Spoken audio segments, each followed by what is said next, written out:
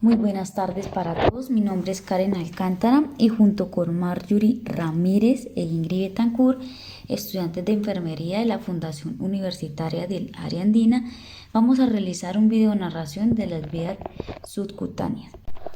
Bueno, como definición, es un procedimiento mediante el cual se dispone a la administración de un medicamento a un ángulo de 45 grados, introduciendo la terapia medicamentosa en el tejido adiposo, ya que es un tejido altamente vascularizado y favorece a la absorción del fármaco.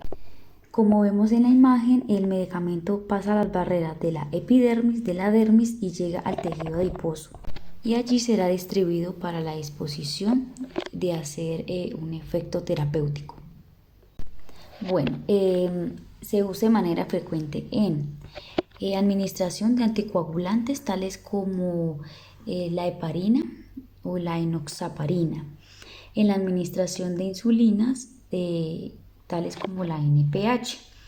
También tenemos un catéter Venofix de Brown de 23 a 25 de calibre, es dispuesto también al tejido adiposo y es fijado para la administración de terapia medicamentosa según la ordene el médico. También tenemos la administración de vacunas. Bueno, entonces en las zonas anatómicas de punción tenemos la zona infraclavicular, el tercio medio de la cara externa del brazo, la cara anterior del abdomen, preferiblemente para hidratación, el tercio medio de la cara externa del muslo y la zona escapular. Y tenemos las contraindicaciones tales como las coagulopatías, infecciones en el punto de inserción, mala perfusión del tejido celular subcutáneo y la presencia de edema generalizado o en la zona de punción. Nosotros podemos observar en la imagen a una persona con el abdomen distendido y edematizado y viene siendo una contraindicación para la administración, ya que Tipo de catéter subcutáneo. Para la administración de fármacos y o hidratación por vía subcutánea existen los siguientes catéteres en el mercado. Agujas de acero con alas tubuladoras de plástico denominadas palomilla. Estas son utilizadas en pacientes en cuidado paliativo en fase de enfermedad avanzada y se utiliza de forma sencilla para la aplicación de fármacos. Es una práctica cómoda, no agresiva, económica, con pocos efectos secundarios, fácil de manejar en el domicilio en el caso de los pacientes que tienen hospitalización en casa.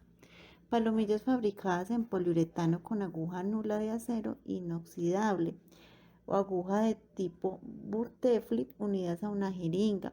Pueden ser de elección en una punción venosa difícil, venas pequeñas en recién nacidos, venas frágiles en personas mayores.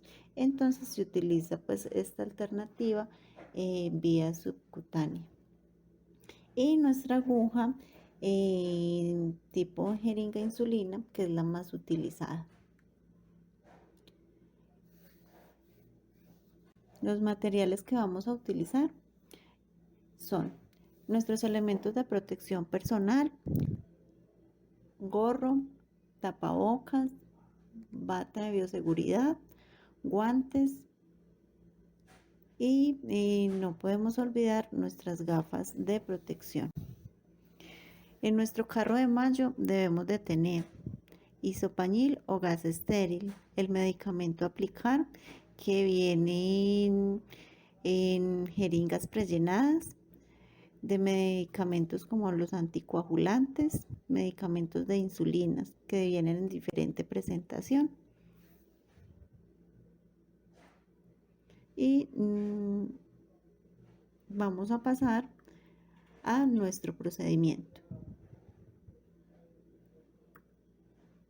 En la zona del antebrazo, ya sea en el lado derecho o izquierdo, aproximadamente unas 3 pulgadas debajo del hombro, vamos a realizar nuestra zona séptica con nuestro isopañil o con nuestra gasa estéril. Vamos a verificar nuestra zona de punción.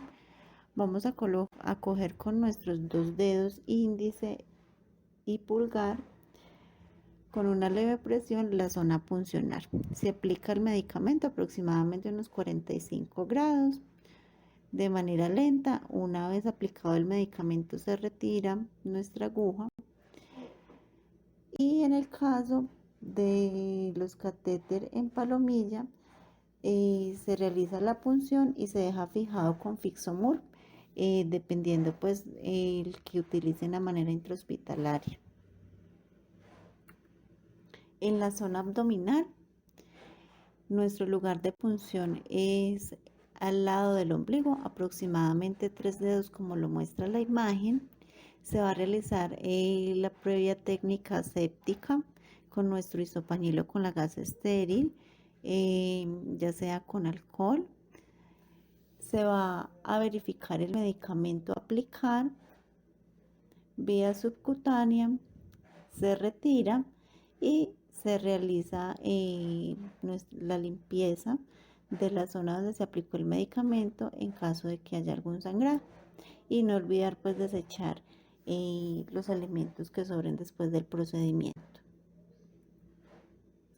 Debemos de tener en cuenta antes y después del procedimiento el lavado de manos para evitar infecciones en nuestro paciente.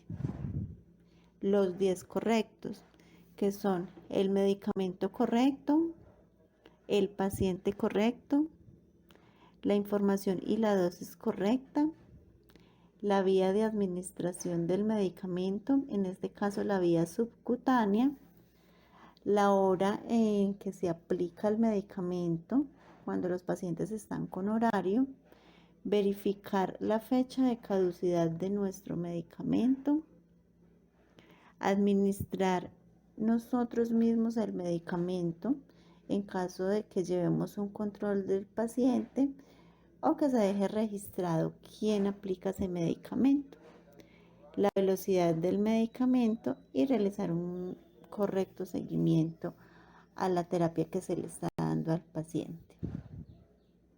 Al finalizar el procedimiento debemos desechar nuestros elementos cortopunzantes en el guardián, los guantes, el gorro y el tapabocas, si es el caso, desecharlos en la caneca roja de riesgo sanitario. Continuamos con el uso de la vía subcutánea. La utilizamos para la aplicación de insulina en caso de la diabetes, que generalmente es aplicada en el abdomen y en el antebrazo para el control de la diabetes.